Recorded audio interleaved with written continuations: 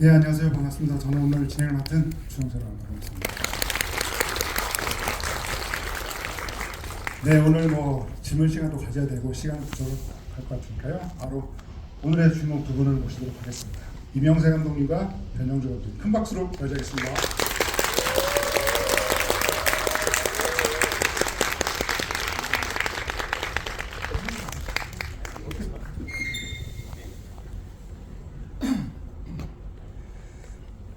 네, 오늘 그 뉴스가 떴는데요. 그 20만 관객을 돌파하면서 소득 1등을 돌파했다라는 뉴스가 떴습니다.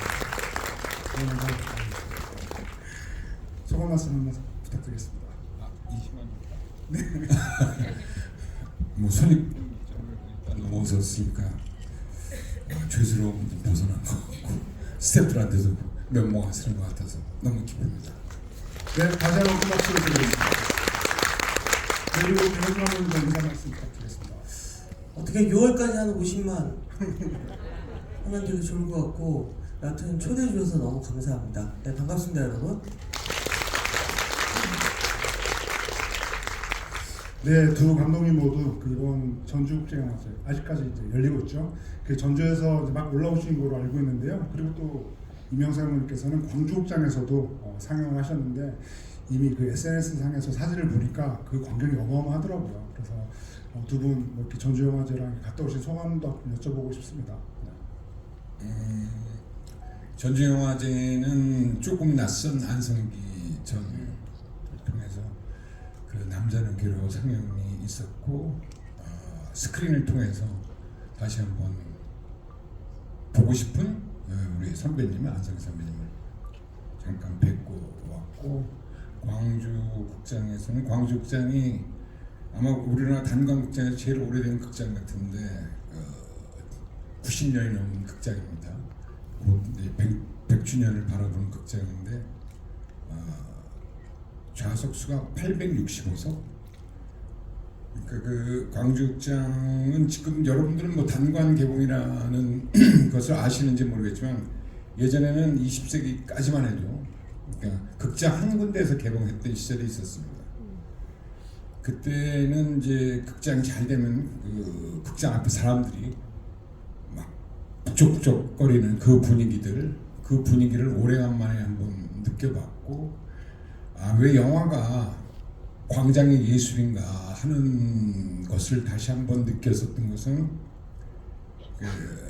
그 수많은 관객들과 같이 보면서 웃을 때 다 따라 웃고 또 울 때 같이 따라오는 그 전염성 높은 그래서 경험이 되는 어떤 순간을 다시 한번 느낀 것 같아서 영화는 영화 안에서 봐야 된다. 이것을 새삼 느꼈던 현장이었던 것 같습니다. 감독님이 말씀하신 광주극장은 정말 시민들의 힘으로 지켜낸, 요즘 원주도 그렇고 되게 오래된, 그러니까 사실은 기념적인 측면에서도 보존해야 될 가치가 있는 극장들이 개발이라는 이유로 되게 많이 뽀개지고 있는데 시민의 힘으로 계속 유지하는 극장이고, 이제 5월은 우리가 광주 갈 일들이 있지 않습니까?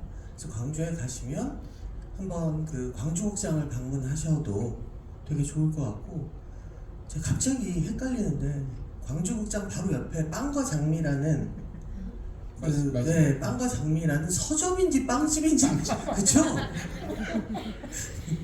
그러니까 그곳이라든가 뭔가 그 어떤 구도심의 느낌을 되게 만끽하실 수 있는 곳이라서 혹시 바로 옆에 신라문화 중국집에는 계란 프라이를 덮어준 짜장면이 맛있습니다. 네. 그래서 꼭 그 5월에 광주를 가시면 하루 정도 광주극장에 가셔서 그 영화 감상을 함께 하셔도 좋고 그럴 것 같습니다. 네.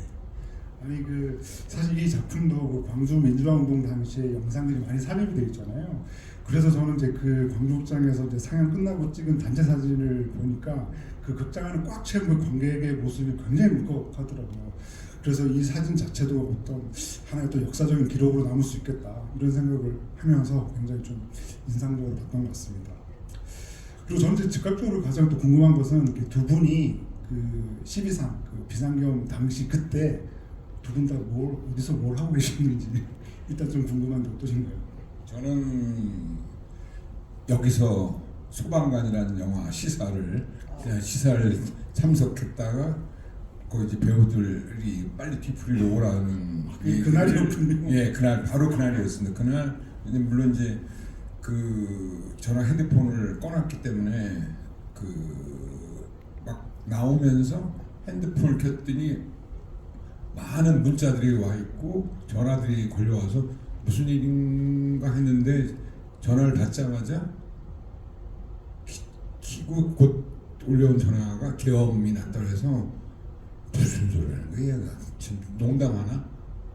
그러면서 철렁했던 기분으로 진짜 막 갑자기 길을 잃은 사람들처럼 어떻게 하지? 어디로 가야 되지? 아 그럼 여의도로 가야 되나? 여의도로 가야겠다 하고 생각하고 그때 이제 또 시사회랍시고 옷을 또 얇게 입고 와서 이 한겨울을 날려면은 지금 패딩을 챙겨 입어야겠다. 그래서 집으로 돌아왔던 시간이 12시 반이었습니다.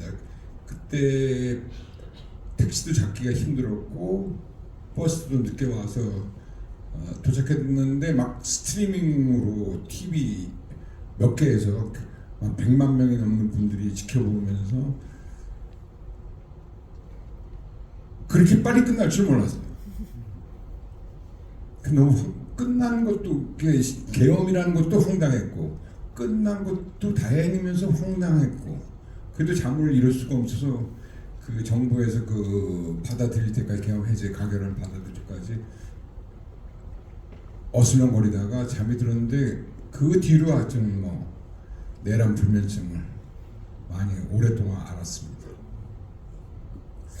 저는 작년에 발령했던 그 사막의 살인자 외출 촬영을 하고 있었어요. 그때가 계속 촬영을 하고 있을 때여서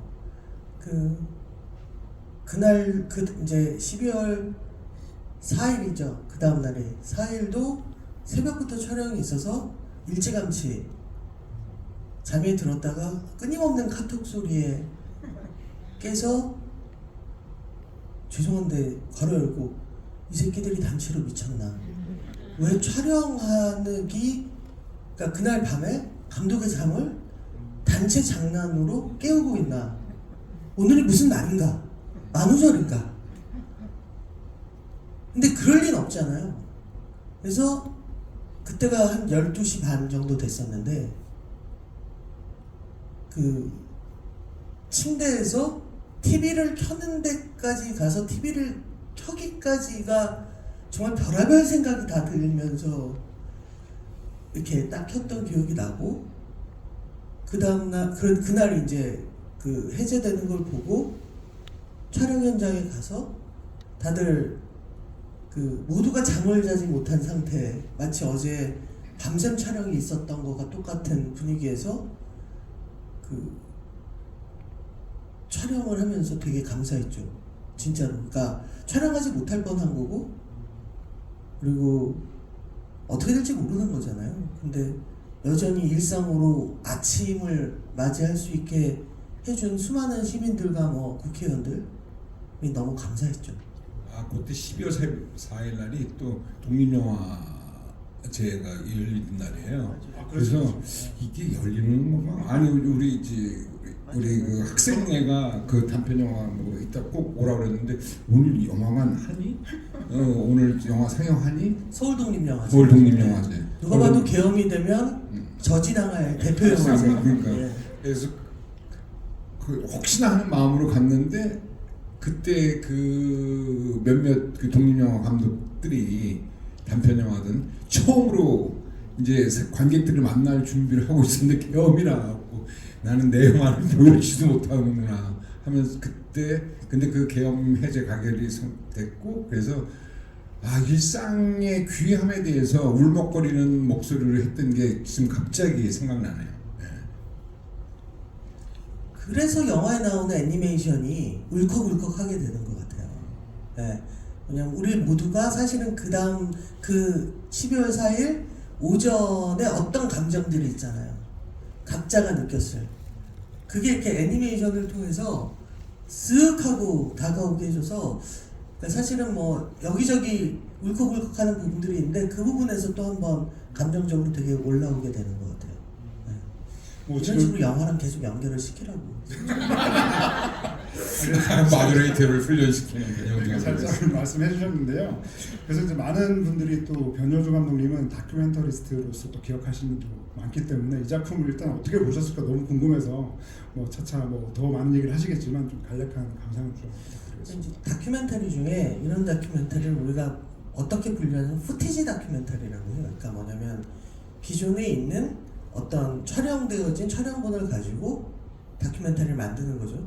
그래서 그 우리나라 한국 그 독립영화 감독 중에서 김경만 감독이라는 되게 독보적인 이 후티지 다큐멘터리로 그 만드는 감독이 있어요. 그래서 그 되게 개인적으로 너무너무 좋아하고 최근작이 돌들이 말할 때까지라고 4.3 피해자를 다룬 다큐멘터리인데 그건 좀 후티지 다큐멘터리가 아니라 처음으로 다른 다큐멘터리를 만들었는데 이 후티지 다큐멘터리는 사실은 이제 기존의 영상 자료원이나 아니면 국가기록원 이런 데서 자료를 받아서 예를 들어서 이제 1950년대 대한민국이 얼마나 이승만 독재였을 뿐만 아니라 우리가 그렇게 비웃는 북한과 전혀 다를 게 없는가에 관한 게 있거든요. 그러니까 각하의 만수무강 뭐 이런 작품들이 있어요. 뭐냐면 전 국민이 각하의 만수무강을 기원하는 생일잔치를 전 국민이 벌이는 거예요.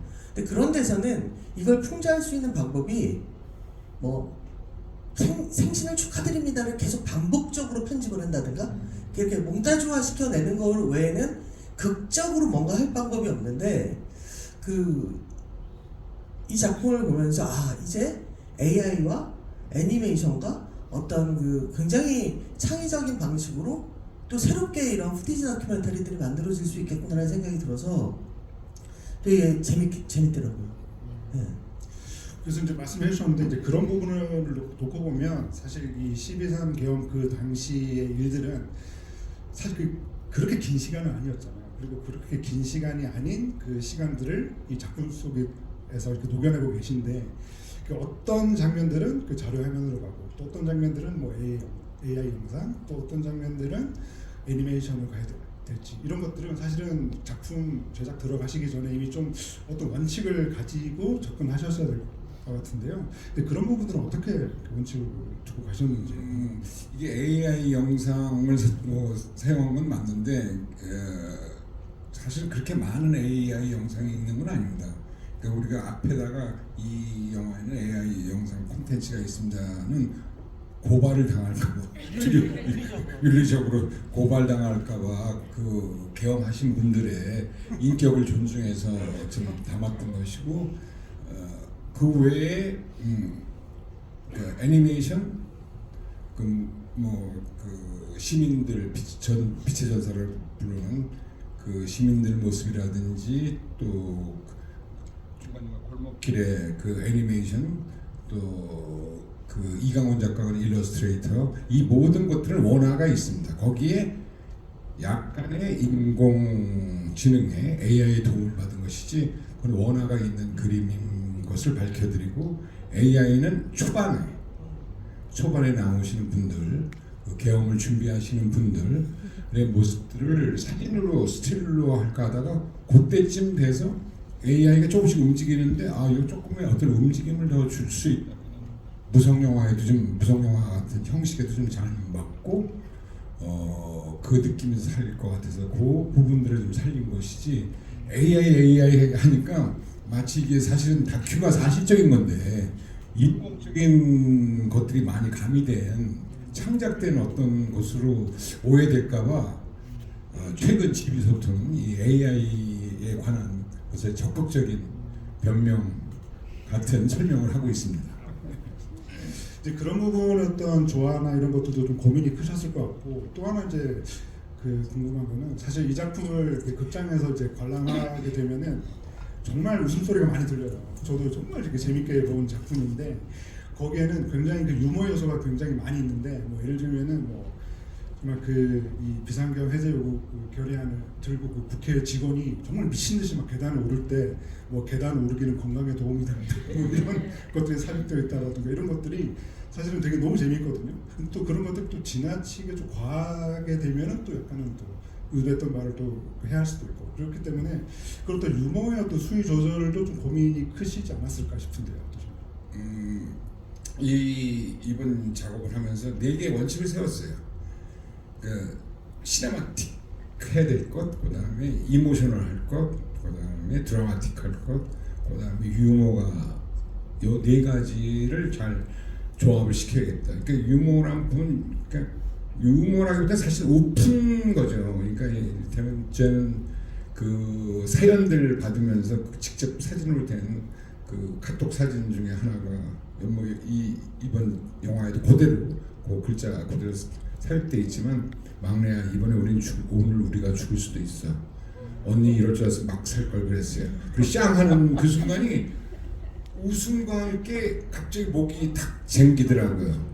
아 이런 느낌들을 꼭 살려야겠다. 그러니까 유머라기보다는 그런 현장 그리고 그 아까 지금 얘기했던 계단에 있는 그 계단을 올라가 본 거예요. 계단을 올라가는데 그 글씨가 있는데 이건 너무 아이러니하다. 그 사람은 죽을 똥살똥하고 뛰어갈 때 그래서 이게 혹시 너무 이게 희화화시키거나 그렇지 않을까? 근데 그 순간적인 거지만 그 아이러니의 어떤 느낌들 저는 제 개인적으로는 마지막에 그 계엄 해제 가결되고 어떤 국회의원인지 모르겠는데 에이쌍 됐어. 그걸 크게 놓는데 어떤 데는 잘 들리고 어떤 데는 안 들리더라고. 저는 그게 너무 그 계엄 해제 녹색불이 뜰 때 누구 어떤 분 국회의원인지 모르겠는데 그게 아주 크게 잘 들어가 있는 소리가 있어서 그거 잘 하나 땄다가 그걸로 그 감정을 표현하고 싶은 거 뭐 그런 부분들이죠. 예. 그런 거 되게 좋지 않았어요? 그러니까 이를테면 우리가 이 영화에 이제 계엄 선포를 하고 난 뒤에 어떤 장면들은 사실 그동안 굉장히 많이 어떤 식으로든 봤던 장면들이잖아요. 뉴스에도 끊임없이 나오고. 근데 무엇보다 이제 그런 뉴스에 나오는 장면들은 강박적인 어떤 중립성 때문에 굳이 안 보여줘도 되는 사람들도 이렇게 계속 같이 나오잖아요. 예. 아무 의미 없이 경찰한테 짜증만 내고 아무것도 하지 않은 사람이라든가 뭐 그런 사람들이 갑자기 이 내란을 막아낸 중심축에 있는 것처럼 하는 일이라고는 무서워서 그냥 국회의원도 아닌데 본회의실에 들어왔던 인물이라든가 이런 사람들이 이렇게 함께 보여졌었는데 그렇지 않은 그냥 계엄을 막은 사람들만 보이는 그런 것들도 되게 좋았고 그리고 이게 하나의 이제 그러니까 캡처된 화면으로 연출자가 하나의 새로운 서사를 만들어내는 거잖아요. 그래서 이것이 뉴스릴로 많이 봐왔던 어떤 쇼트들인데 전혀 다른 방식으로 읽히게 되는 편집이 정말 좋더라고요. 그 부분들이. 근데 분명히 밝혀드리는 것은 새로운 지금 배영주 감독님이 얘기한 것처럼 그건 맞는데 여기서 그 시민들 모임이라든지 마지막 우리가 1차 전투, 2차 전투, 3차 전투라는 그러니까 그 부분은 그러니까 영화적인 장면으로서 편집을 요 뒤에 걸 잠깐 갖다 써도 괜찮을 수 있는데 그러지 않고 몇 번이나 더블 체크하면서 그 시간에 있었던 것은 그 시간에 있었던 걸로 편집했음을 분명히 밝혀드립니다. 되게 먼 곳까지를 보고 계시는군요. 이게 뭔가 좀 더 안전하고 정확하게 지속적인 상영을 해야 된다. 그건 아니고 그래야 될 이것은 그 시간에 그 사람들의 그 생생함은 그대로 살려야 된다는 것 때문에 우리가 편집자가 2명이 있었고 이제 스텝이라고 이제 PD 1명이지만 더블 체크하면서 그것들은 다 맞춰서 했죠. 그리고 오늘 지부는 이제 감독들의 무삭제 지부라고 하는 이름이 붙어 있는데요. 저는 이 감독이라고 하는 거기에 유영길 촬영 감독님도 꼭 포함시켜야 된다고 생각을 하는데 사실 이 작품의 시작은 이 작품의 마지막에 언급되는 유영길 촬영 감독이라는 생각을 하게 되거든요. 사실 이명세 감독님하고는 데뷔작 개그맨부터 위에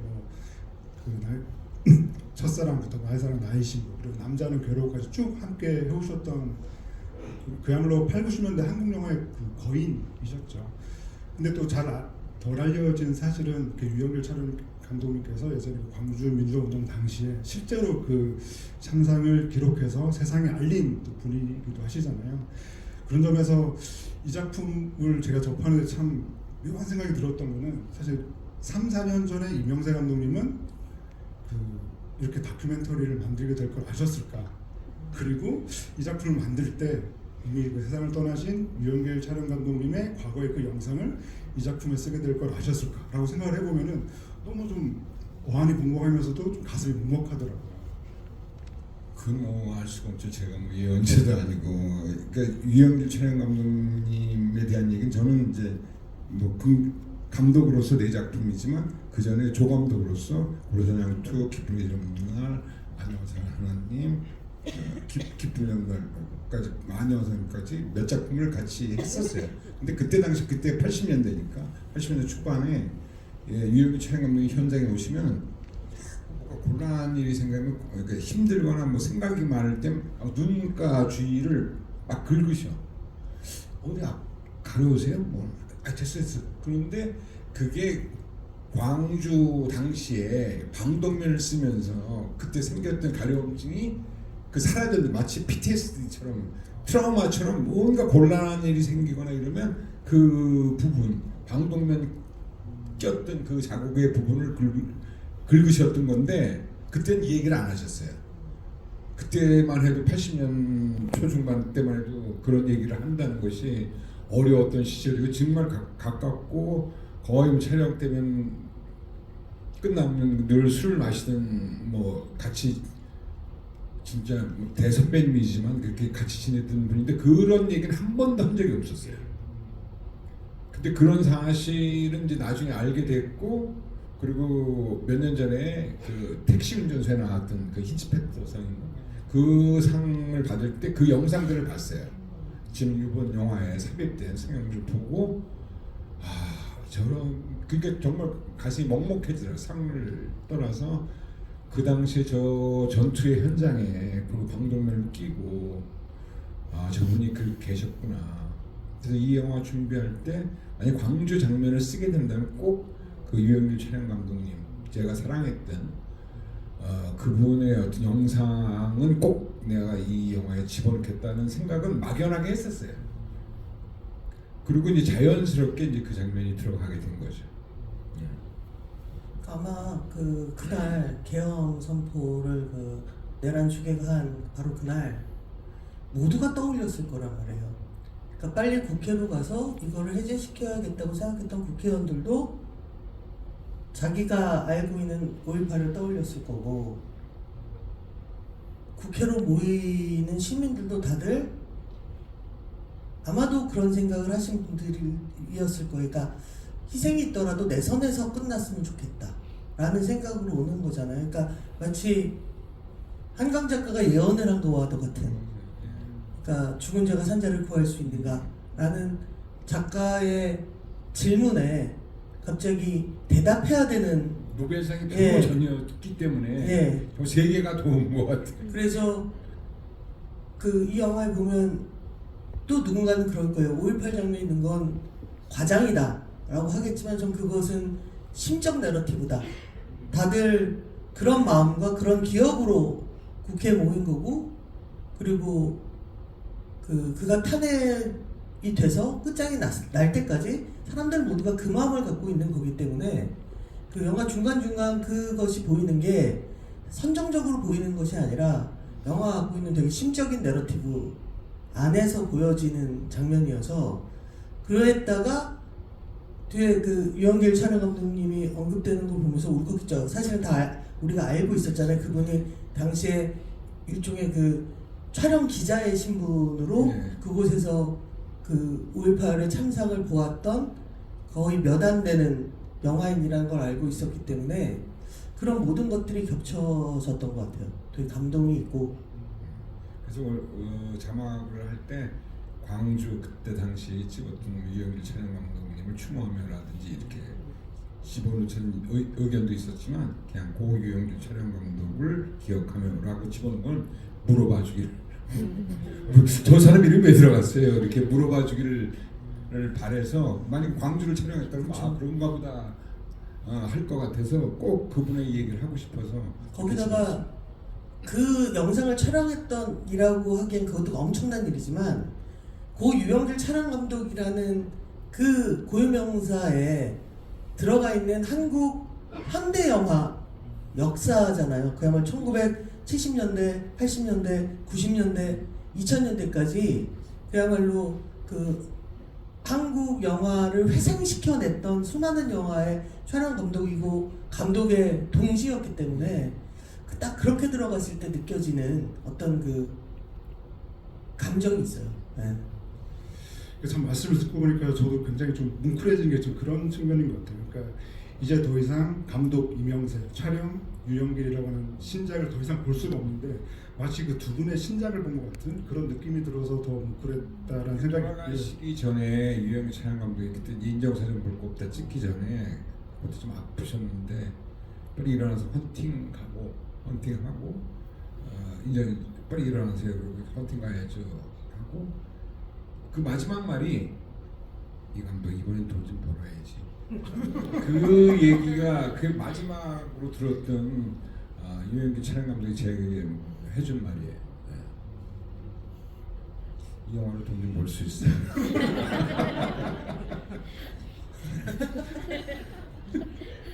손익분기점 넘어왔다니까. 이제부터 이제 다 이제부터. 수익이죠. 열심히 여러분들이 응원해주면 돈 좀 벌 수 있어요. 혹시 굿즈 같은 건 안 만드셨어요? 바로 지금이 굿즈를 만들 때입니다. 티셔츠라든가 뭐 배지, 손수건, 모자. 그리고 또 저는 이 작품에서 되게 좀 굉장히 좀 그 사소한 질문일 수는 있겠는데요. 사실 이 작품이 그 누군가의 어떤 하루의 일과처럼 이렇게 좀 이야기가 진행이 되는데 이제 그 중에 되게 눈에 띄었던 게 그 260번 버스가 등장을 하는데 혹시 그게 감독님의 생활 반경 안에 있는 동선? 예, 맞습니다. 그게 그 제가 일했던 편집실이 그 충정로역 9번 출구 있는 곳에 있습니다. 그래서 거기를 오가면서 찍었던 버스입니다. 근데 그런 생각이 들었어요. 영화를 보면서 그 중간에 이제 팝아트가 나오잖아요. 개엄 직전에 어떤 그 시민들의 모습처럼. 근데 사실 그동안 한 번도 이런 생각을 해본 적이 없는데 팝아트가 감독님의 영화와 굉장히 닮아있다. 색감이나 뭔가 어떤 리드믹하게 강조하는 패턴들이 기존의 감독님의 영화 되게 닮아있어서 한 번도 사실은 영화를 보면서 팝아트 같다고 생각을 잘 안 하잖아요. 근데 감독님이 쓰시고 난 걸 봤더니 의외로 감독님한테 되게 잘 어울리는 장르의 예술이었구나 라는 생각이 들더라고요. 그래서 개인적으로 그 부분이 너무 좋았어요. 네. 감사합니다. 그러니까 네가 질문하고 우리 그냥 알았어. 근데 이제 저는 그 챕터를 빛의 전사라고 하는데, 그러니까 뭐 그때 12월 3일 이후에 탄핵 소추안 위에서 나가 보신 분들은 잘 아시겠지만 파면 때까지 응원봉의 불빛들, 그러니까 이 분들의 불빛과 그 사람들의 사연을 어떻게 녹여낼 수 있을까? 그날의 평범한 어떤 순간들을, 그래서 골목길은 흔히 말하듯이 클리셰처럼 얘기한다면 그림 같은 골목길로 다른 작가분이 그린 거고, 거기 그 팝아트도 또 다른 작가분이, 그래서 진짜 팝아트 그대로 팝아트의 어떤 느낌을 살려서 빛의 전사들의 어떤 느낌들, 그 칼라를 살린 거죠. 그러면서 또 하나 이제 언급돼야 되는 게 조성우 음악 감독인 것 같아요. 그러니까 이 영화를 음악으로 가장 그 우아한 방식으로 이렇게 감싸 안고 있어서, 그래서 결국 어떤 생각이 들었냐면 이명세와 그의 친구들이 당시에 내란을 막아낸 시민들에게 바치는 헌사 같다. 이 모든 것이. 그래서 되게 좋더라고요. 마지막에 조성우 음악 감독이 이제 연주를 직접 하는 게 보여지기도 하고 해서. 맞습니다. 예. 예, 예. 그 부분은 사실은 이제 맨 처음에 생각했을 때는 얘기할 기회가 없을 줄 알았는데 들어. 그 마지막에 그 제가 어디 그 연주를 제대로 못 들었지만 류이치 사카모토가 그 재해가 난 현장에 피아노를 놓고 있는 사진을 본 적이 있어요. 그런 거와 같은 위로가 될 수 있는 작은 콘서트 같은 느낌을 한 3분 정도 엔딩으로 했으면 좋겠다.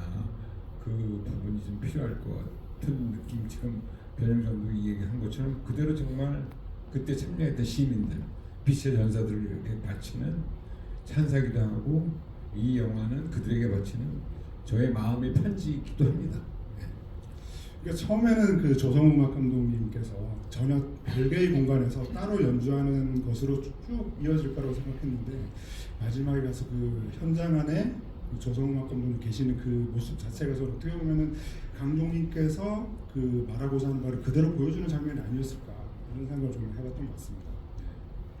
그리고 또 저는 이제 이 작품에서도 좀 짚어줘야 될 대목이라고 한다면은 사실 그 당시에 그 12.3 비상경이 그 났을 때 많은 분들이 TV를 통해서 거의 실시간으로 그 광경을 접했잖아요. 근데 그랬던 사람들도 사실은 이후에 새롭게 알게 된 사실들이 굉장히 많죠. 저는 이제 그것들을 이 작품에서 보여줘서 되게 감사하다는 생각이 들었는데 뭐 예를 들면 이 작품에서 여러 번 등장하는데 그 수방사 그 작전처장 김문상 대령 같은 경우에 그 헬기의 그 항공 그 진입을 허락하지 않으셨던 분이고 그리고 또 그 케이블 타이로 포박당할 뻔했던 그 뉴스토마토 유지훈 기자 같은 경우에 그 두 분이 이 작품에 이렇게 언급이 돼서 저는 되게 의미 있다는 생각을 했거든요. 그런 점에서 저는 감독님께서 이번 작품을 준비하시면서 그때 미처 몰랐던 여러 가지 자료 화면들이나 그 새로운 사실들을 많이 접하셨을 텐데 그 두 분 포함해서 또 이렇게 언급하실 만한 수강사 네. 김현상 대표도 마찬가지죠. 그러니까 그때 뭐 마지막에 잠깐 뭐 이렇게 언급했지만은 그때 만약에 군인들이 그 소강 대결을 넘었다. 또 우연이라고 생각하지만 우연 같은 천운인데 40분 동안 그 헬기를 김문상 대령이 자기 원칙의 군인 정신에 투철하게 막지 않았다면 또 정말 오발 사고가 저 부딪히는데 사실은 그냥 일반 뭐 군대 갔다 온 남자분들이랑 알겠지만 가끔씩 훈련소에서 발생하는 진짜 수많은 오발 사고들이 있는데 정말 그게 없었던 게 얼마큼 천운이고 다행인지 정말 그런 것들이 있어요. 정말 진짜 끝나고 나서 그 마지막 말로 씨가 부른 노래는 제 마음이기도 했어요. 하나님 보아서 우리를 만세. 네. 정말 그 군인들이 사실은 누군가가 군인들도 되게 두려울 거 아니에요. 그럼요.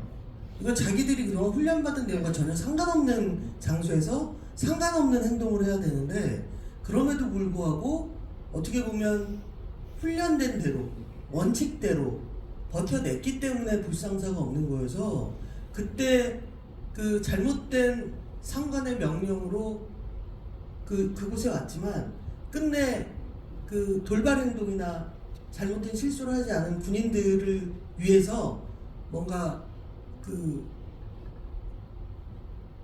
군대 내에 뭔가 그 이름으로 혜택을 하나 주면 좋을 것 같아요. 너희들이 이게 바뀐 건 그 선배들 때문이다. 그래서 잊지 않게 우리가 이제 사관학교는 좀 믿기가 어렵게 되지 않았습니까?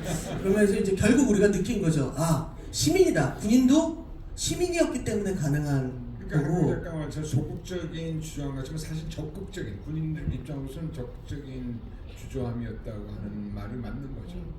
그 망설임이 사실은 이걸 막아줬고 또 시민들이 그때 그렇게 빨리 달려가지 않았다면 그리고 거기 보면은 알겠지만 그 애들아 이러면 안 돼 하는 게 그 나이 드신 정말 어머니 같기도 하고 어떤 분한테는 할머니 같은 분, 이모 같은 분들이 막아쓴다는 건 상상도 못했을 것 같아요.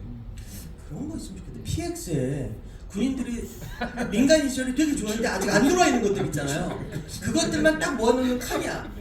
그래서 그 칸은 왜 생겼냐면 너희들의 선배 때문이다. 즐겨라. 이목방 그런 거. 네, 그런 거. 네. 말씀하시길 꼭 잘 전달해 주시거든요. 그리고 또 저는 이제 이 작품의 그 마지막 그 후반부 좀 언급을 하고 싶은데 사실 이 작품에서 그 하룻밤 사이의 이야기가 이 작품의 어떤 러닝타임의 어떤 메인이라고 한다면은 그 체포영장 집행 그 대통령실에서 사실 그 과정도 굉장히 지난한 과정을 겪었잖아요. 그 뒤이어서 뭐 탄핵 소추 의결이라던가 그리고 이재명 대통령의 그 당선 같은 사실들이 후일담처럼 이렇게 뒤에 이제 붙었는데 어쨌건 이 작품의 마지막 자체는 그 당시 그 한남동을 지키고 있었던 그 이른바 그 키세스 전사대로 이렇게 마무리가 되거든요. 저는 그렇게 끝을 내야겠다라고 생각하시는 그런 것도 궁금합니다. 진짜 거기에 들어간 소리는 어떤 우주의 소리와 같은 그 음향을 넣은 걸로 이 얘기를 대신하고 싶은데 그 침묵과 같은 시 그거 추운 겨울에 정말 그때 정말 추웠습니다. 저는 밤을 새우지 못하고 2시쯤 돌아가고 했는데 정말 추웠던 그 밤을 지켰던 그 사람들이 있어서 또한 응원봉을 준 사람들이 있어서 우리가 오늘 이렇게 이런 얘기를 할 수 있겠구나. 변영주 감독 벌써 들어왔겠구나 그런 생각하고 있습니다. 이미 그때 경공에 출연하고 계시지 않으셨어요? 제가 뭐 그 생각을 했겠죠. 아유 들어가셨겠구나. 거기서 만났겠네. 합방이 아닙니다. 네, 교도소가. 근데 사람들이 워낙 많아갖고 막 집어넣을 수도 있어. 저희는 끝물이었겠죠. 네, 그리고 이제 오늘 그 질문해주신 분들 5분에게는요, 그 두 감독님의 그 사인, 친필 사인 포스터를 드리게 될 텐데요. 그래서 객석으로 질문 넘기기 전에 그래도 병 감독님께 마지막 질문 드리면은 그래도 이제 이 작품에서 정말 그 최고의 어떤 구간이라고 그럴까? 꼭 그래도 마무리하기 전에 꼭 얘기하고 싶은 장면이 있으시다면 어디일까? 세 군데가 있는데 그 중에 2군데만 얘기하려고 해요. 나머지 한 군데는 꼭 마지막에 저한테 기회를 주세요. 그게 죄송해요 감독님, 다른 작품 홍보하고 연동도 있어서. 네. 두 장면. 네. 첫 번째는 국회 그거죠. 그러니까 전 그 부분이 너무 그 국회에서 계엄군을 막는 그 시퀀스가 너무 좋은 거 연출자에 따라서 실제 현실 우리들이 보기도 했던 어떤 현실이 어떻게 구성되어지고 어떻게 만들어지는가. 그래서 이게 이를테면 연출력, 구성력의 범주인데 너무 좋았어요.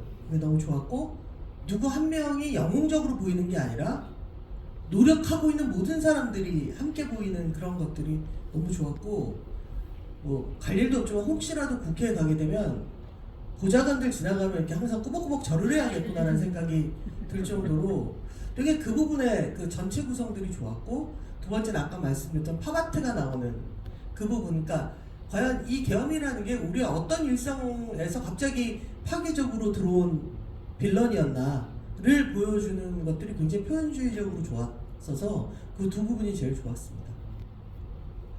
네, 마지막 한 장면은 나중에 들으려고 하고 혹시 여기 그 감독님께서 대답하실 부분도 있으실까요?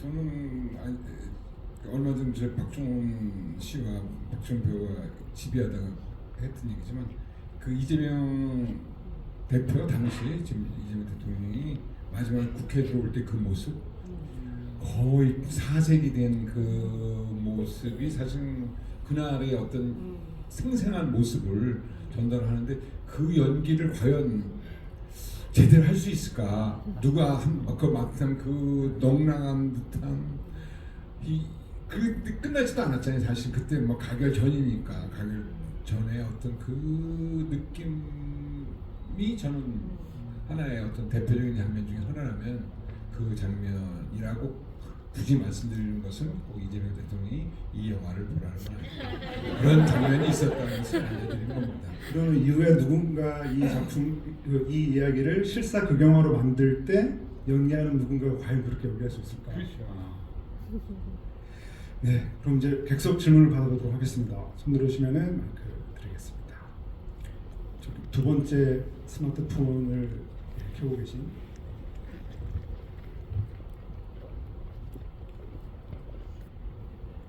네, 감독님 영화 너무 감동적으로 잘 봤습니다. 사실 결과는 우리가 다 알고 국민들이 알고 있는데 저도 어떨까라는 좀 기대감이 있었는데 어떻게 그 희노애락이 그 짧은 시간에 다 담겨 있는지 정말 잘 봤고요.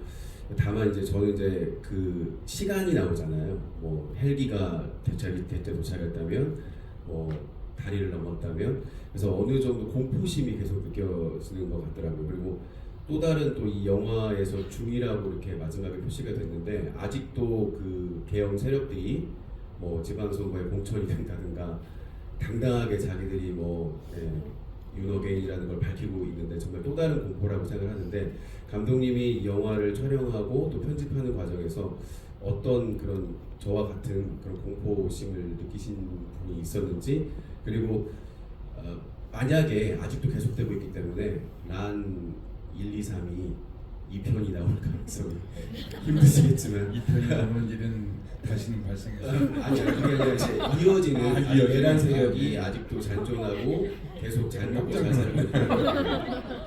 내란은 다시 일어나면 안 되지. 죄송합니다. 그러니까 뭐 요즘 인터뷰를 받으면 항상 하는 얘기지만 그러니까 영화를 만든다는 것은 하나의 이미지, 서사적인 것보다 저는 하나의 이미지가 먼저 제 눈앞에 보이듯이 잡혀야 되는데 그 장면은 바로 그 뉴스공장 앞에 찾아온 무장한 군인이 무심코 올려다보는 모습이었어요. 그 흐릿한 정말 공포를 느꼈고 그 공포가 불러들인 기억은 때가 되면 소환되는 시가 있어요. 그게 브레이트의 살아남은 자의 슬픔이라는 시인데 그 운이 좋은 덕택에 나는 오래 살아 있었지. 그러자 그날 꿈속에서 친구들이 나한테 들려주는 말 강한 자는 오래오래 살아남는다. 그러자 나는 내 자신이 미워졌다. 라는 그 시가 어느 때가 되면 뭔가 발길이 이렇게 닿지 못하는 우리 변영주 감독님처럼 이렇게 막 뛰어나가야 될 때 망설이고 있는 뭐 이 발걸음 속마다 마음은 있지만 같이 행동하지 못했을 때 그렇게 소환되는 시가 바로 제가 좋아하는 좋아한다는 말이 맞을까요? 그 살아남은 자의 슬픔인데 사실은 살아남은 슬픔은 저의 전작 더 킬러스에도 앞에 사용할까 하다가 말았습니다. 그거 너무 말리는 사람들이 많았고 좀 숨겨야 될 것들이 좀 많아. 그때 당시만 해도 그래서 그 공포 그 작업이 그 공포와 그 부끄러움이 이 영화를 만들게 된 계기고 원동력이라고 할 수 있습니다. 그러니까 공포라는 것은 뭐 정확히 맞는 얘기겠죠. 예. 네, 또 다음 질문 받겠습니다. 네, 저기 네, 다음 세 번째 네, 하겠습니다. 뒤에 계신 분. 네, 뒤에 안경 쓰신 분. 안녕하세요. 저는 맨 마지막 부분에 굉장히 흥미로웠던 게 확실히 감독님이 영화 쪽에 계셔서 그런지 몰라도 내란 가담했던 사람들을 계속 뭔가 영화 제작하는 어떤 한 파트로 이렇게 보는 부분이 굉장히 흥미로웠거든요. 그런데 또 보면서 지금 굉장히 가까운 사건을 하고 있기 때문에 계속 업데이트되는 사실들이 또 있었을 거 아니에요. 그렇다면 영화를 찍으실 때 맨 처음에 나왔던 그 생각은 언제쯤 하게 되셨는지 궁금하고 또 두 번째는 지금 계속 뉴스는 계속 업데이트되는 것 같은데 나는 어디서 끊고 어디서 또 계속 해야 될지 그 결정을 어떻게 하셨는지 굉장히 궁금해지더라고요. 이게 사실 빨리 끝날 줄 알았어요. 결론이 빨리 끝나서 클리셰적으로 이런 실화를 바탕으로 한 소위 말하는 베이스 온 더 트루스라고 하는 것들은 거의 마지막에 누군가는 뭐 체포됐고 누군가는 지금 어디 감옥에 갇혀서 지금 살고 있고 누군가는 풀려나고 뭐 이런 아주 상투적인 그런 걸로 끝나게 되겠지. 대충 그렇게 생각을 했어요. 그래서 누구 이렇게 하고 무기징역이다 뭐다 이렇게 되는 걸로. 근데 이게 끝나지가 않았잖아요.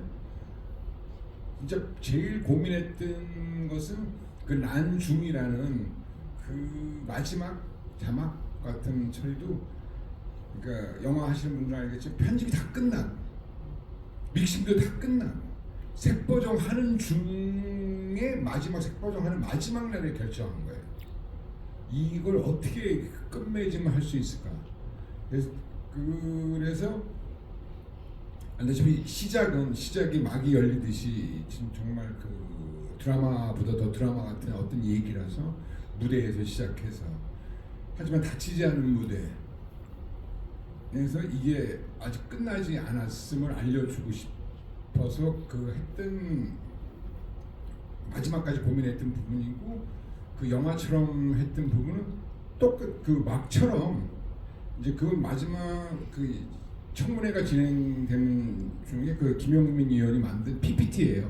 PPT 자료를 그대로 갖고 와서 이거 정도는 그냥 그날의 현장만을 생생하게 보여주겠다고 마음 먹었었지만 이런 어떤 건 좀 이 정도까지는 좀 조금 알았으면 좋겠다.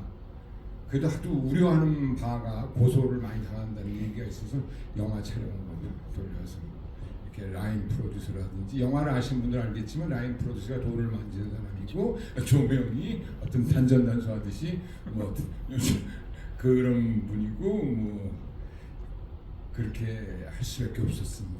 약간 저의 부끄러움과 비겁함을 용서해 주시기 바랍니다. 네, 세 번째 질문 받겠습니다. 저는 사실 이 영화를 보면서 초반부터 계속 울었거든요. 그래서 군영생 이거 재밌다고 했는데 되게 배신당한 기분이었던 게 근데 생각을 해보니까 제가 이 영화를 보면서 1시간 반이 진짜 개연 반부터 파면될 때까지 1년 만을 다시 사는 느낌이어갖고 계속 눈물이 안 멈추더라고요. 근데 또 이제 끝부분 가면서 무슨 생각을 했냐면 저는 중고등학교 시절에 이제 김대중 노무현 대통령 시절에 자랐기 때문에 저는 그래도 역사를 좀 잘 배우고 컸다고 생각하거든요.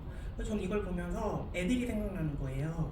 제가 애들을 가르치는 일을 하고 있어서 그래도 지금 한 초등학교 고학년 이상 애들부터는 그래도 이 계엄을 기억하지만 이제 진짜 어린애들은 아직 모르잖아요. 그럼 걔들이 중고등학생 됐을 때 이걸 보여줘야겠다라는 생각을 했어요. 그래서 저는 이 영화에서 제일 좋았던 게 이제 다른 것들은 제가 다 아는 거니까 그런 국회를 보여줄 때 이런 그 구조도 같은 거에서 시작해서 이렇게 구체적인 장면을 보여준다던가 그다음에 노선도 같은 걸 따라가면서 벙커라던가 국회라던가 이런 걸 보여주는 거를 되게 좋게 보고 이걸 이제 그럼 우리나라에 살지 않는 사람이나 아직 어려서 실제로 겪지 못한 사람들이 이걸 봤을 때 그걸 이해하기 더 좋을 수 있겠다 이런 생각이 들어서 그 부분이 제일 좋았고요. 제 질문은 그래서 저는 이게 꼭 해외에서 상을 받았으면 좋겠거든요. 그리고 정말 해외 모든 사람들에게 민주주의는 이렇게 지키는 거다라고 우리나라 국민들을 좀 자랑하고 싶은 마음이 있어서 근데 조금 걱정된 건 이제 우리는 너무 잘 알아서 이걸 보면서 너무 잘 이해가 되지만 외국인들이 봤을 때 어떨까라는 생각이 조금 들더라고요. 뭐 자막 같은 건 다 아예 새로 입히셨다고 듣기는 했는데 해외 버전은 이거보다 좀 더 자세한지 조금 궁금해서 그 부분 여쭤보고 싶어요. 지금 질문해 주신 얘기처럼 이 영화를 편집하면서 염두에 둔 가장 큰 것 중에 하나는 직관적이어야 되고 외국 사람이 봐도 알아야 된다. 이게 목표였어요. 이제 그 외국 사람들이 그렇게 알아들을지 안 들을지는 잘 모르겠고 그 영어 버전판을 만든 것은 자막도 디자인이라서 그 디자인 되는 것들을 거기다가 한글과 그 영어 자막이든 뭐 이렇게 자막을 띄우면 너무 지저분할 것 같아서 그 영어 자막판을 다시 만든 거고 그 정세현 전 장관님이 불쑥 저를 찾아오셔갖고 이건 뭐 스릴, 서스펜스, 스펙타클이다. 이걸 교과서로 만들어야 된다. 그래서 제가 만드는 건 아니고요. 그 장관님, 전 장관님께서 잘 말씀하셔서 영상 교과서로 할 수 있도록 좀 많이 사실 목표가 그거예요. 그러니까 지금 모르는 사람들 그리고 꼭 우리가 뭐 민족적인 어떤 것처럼 국수주의적으로 생각하는 게 아니라 K민주주의야말로 최고의 상품이라고 생각해요. 어떤 K컬처보다도. 이거는 전 세계적으로 깐디 이후에 깐디의 무저항 운동 이후에 이렇게 피 한 방울 흘리지 않고 이 막아낸 민주주의가 있었는가? 그리고 이런 시민의 힘을 보여준 것이 있었는가? 제가 어떤 차곡차곡 막 그 정치적인 거나 뭐 이렇게 공부를 하지는 않고 그냥 영화만 한길 파왔지만 정말 이런 일은 없었던 것이 아닌가. 그래서 좀 많이 알려져서 일단 워싱턴 D.C.에 백악관에서 트럼프 대통령이 꼭 봤으면 좋겠습니다. 공포 영화. 그러니까 어찌됐건 이 영화는 이 영화는 북미 수출이 시급하죠. 전 세계 지구인을 위해서라도 북미 수출이 시급한 것 같고. 노회찬 예전에 네. 의원이 얘기한 것처럼 외계인이 쳐들어오면 네. 지구인이 뭉쳐야 된다. 외계인도 좋아할 것 같지 않긴 한데 그 사람. 근데 아까 교육 얘기를 하셨는데 뭐 덧붙여서 한 말씀 드리면 이제 이것도 언젠가 시간이 지날 거잖아요. 근데 과연 그 우리나라의 한국 현대사에 대한 교육이 제대로 이루어지고 있는 거 과정 중에 생각해 보면 요즘 계속 그런 생각을 해요. 그러니까 이거 꿈인데 이재명 대통령의 마지막 개혁 과제가 교육 개혁이었으면 좋겠다. 똑같습니다. 네. 그리고 만약 그것을 이루셔내는 어떤 과정에서 가장 큰 동지는 교육감일 거라고 생각을 하거든요. 그래서 그 이번 선거 때 뭔가 뭐 구청장, 시장 말고 교육감에게 시민들이 요구하는 게 많았으면 좋겠다. 그러니까 네가 교육감으로서 하려면 이런 거 해라고 그 사실 교육감 선거는 관심 없는 선거잖아요. 이렇게 격다리 선거. 그래서 막 이렇게 자기 성향에 따라서 이 중에 진보가 누구래, 보수가 누구래. 근데 그런 거 말고 네가 뭐건 어떤 개혁 과제를 꿈꾸는가를 꼼꼼하게 좀 보시면서 교육감 선거도 되게 잘했으면 좋겠다. 이런 생각이 들어요. 저도 살면서 저도 영화 감독, 영화를 하는 작업 하는 사람이지만 점점 나이가 들면 느끼는 건 진짜 중요한 것은 교육이라는 걸 정말 절실히 느끼고 있습니다. 우리 배영주 감독 얘기처럼 정말 교육은 정말 100년지 대계인데 그런 것을 우리 이번 정부에서 이재명 대통령이 교육 혁명을 정말 이뤄냈으면 좋겠습니다.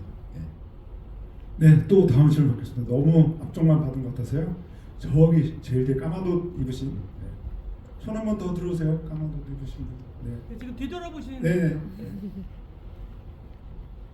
네, 영화 정말 잘 봤습니다. 저는 12월 3일 탄핵 때랑 키스스단 그 직접 참여했던 당사자로서 정말 그때를 생생하게 그때가 정말 기억이 생생하게 날 정도로 약간 소름 돋으면서 봤는데요. 저는 사실 감독님이 이런 영화를 만들어주셔서 정말 감사하고 기록적으로 정말 가치 있는 영화라고 생각을 하는데 사실 변영주 감독님의 팬이어서 네, 원래부터 팬이었습니다. 그래서 혹시 변영주 감독님께서도 이런 개영 또는 정치적인 관련 영화를 제작하실 생각이 있는지 좀 여쭤보고 싶습니다. 굉장히 궁금합니다. 없어요. 그러니까 이상하게 영화라면서 몇 번 제안을 받았던 것 같아요. 현실 세계에 있었던 어떤 거를 극화할 생각이 없나. 근데 정말 그게 제가 하고 싶어 하지 않는, 굳이 이걸 장르로 따지자면. 그러니까 그렇지 않은 것 같아요. 새삼새삼 느끼는 거라, 그러니까 어떤 감정이 느껴지는 영화를 만들려고 애를 쓰지만, 이렇게 예를 들어서 12잔대라는 근데 사실 단편 영화로도 가능하고 할 정도로 너무 정말 그 거지 같은 행동들만 하고 끝이 났는데 뭐 라든가 아니면 그 전의 과거라든가 아니면 뭐 어떤 거라든가에 대해서는 그게 잘 저는 안 되는 것 같아요.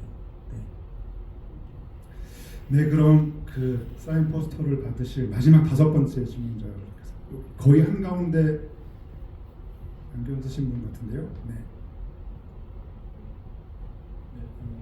영화가 너무 주는 감동이 크다 보니까 좀 사소한 걱정도 이제 좀 떠오르더라고요. 그래서 얼마 전에 그 염혜란 배우님의 AI 무단 사용이 문제가 됐었었는데 여기 출연하신 어떤 뭐 분들 같은 경우는 뭐 능히 이제 태클을 걸 만한 분들도 있을 것 같거든요. 그래서 뭐 거기에 대해서 걱정이 없으시거나 뭐 대비책이 있으시거나 있으신지 한번 여쭤보고 싶습니다.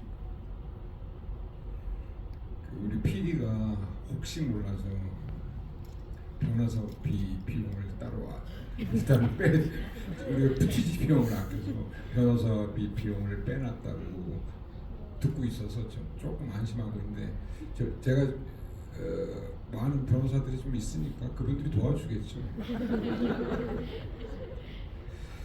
네, 그럼 다섯 질문 이렇게 마무리하도록 하고요. 그럼 병감독님께서 아까 말씀해주기로 하셨던 그 장면에 이어서 뭐 마지막 인사 말씀까지. 이 영화에 이제 이어서 보기 다큐멘터리가 5월에 개봉을 합니다. 바로 남태령이라는 다큐멘터리인데요.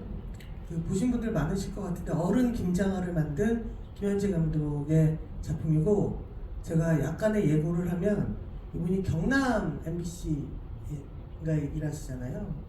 근데 경남의 농민들이 트랙터를 타고 출발하는 걸 따라가면서부터 시작되는 얘기라고 들었어요. 그리고 저는 개인적으로 이 12.3 내란과 관련된 시민들의 투쟁이 그야말로 과거가 현재를 구해내는 과정이었다면, 남태령은 그 정점에서 현재가 미래와 합의하는 얘기라고 생각을 해요. 너무나 그 감동적인 얘기들이 많이 있었던 걸 알고 있기 때문에 현실 세계에서. 그래서 5월 말 개봉입니다. 그러니까 5월 말 전까지 우리 감독님 변호사 비용 충분히 있으시고 계속적으로 관람해 주시고, 또 이렇게 같이 보자고 이렇게 주위에 말씀해 주시고, 그리고 5월 말쯤 되면 싹 이렇게 얼굴 돌려서 남태령을 향해 되게 좋을 것 같다는 말씀을 드리고 싶었던 게, 마지막 세 번째 좋았던 것이 엔드를 되게 늘려가지 않으셨다. 이 다음의 얘기는 이 다음의 사람이 할 거야 라는 느낌이어서 그게 되게 좋았던 것 같아요.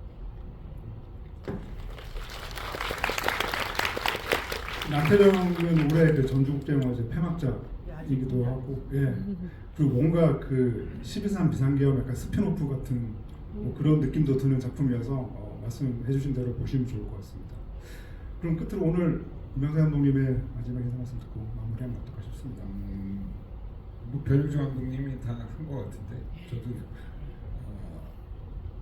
그러니까 이 다큐멘터리 오늘 잠깐 뭐 11시에 뭐 KBS 뉴스라인에 하고 녹화를 하고 왔는데, 다큐멘터리의 가능성에 대해서 질문한 게 있어요. 사실 제가 드리고 싶은 것은 저도 잘 몰랐어요. 그러니까 배그 뭐 영화를 만드는 사람이지 뭐 배그 구조가 어떻게 되는지 잘 몰랐는데, 어느 순간 이게 너무 독과점이 돼서, 그러니까 뭐 며칠 지나지 않았는데 이게 180만 석이라고 해요. 전체 스크린 수가. 한국에 있는 영화 자석수가 180만 석인데, 지난주에 160만 석을 1, 2 하는 영화가 다 가져가고, 나머지 20만 석을 이렇게 나눠지는, 이건 뭐가 문제가 있는 게 아닐까. 이런 데서 다큐멘터리, 또 독립영화, 예술영화들이 과연 성장할 수 있을까. 그러니까 교육혁명과 문화혁명이 예술에 대해서 그러니까 상생할 수 있는 그런 것들이 꼭 이루어졌으면 이 자리를 빌어서 말씀드리고 싶네요.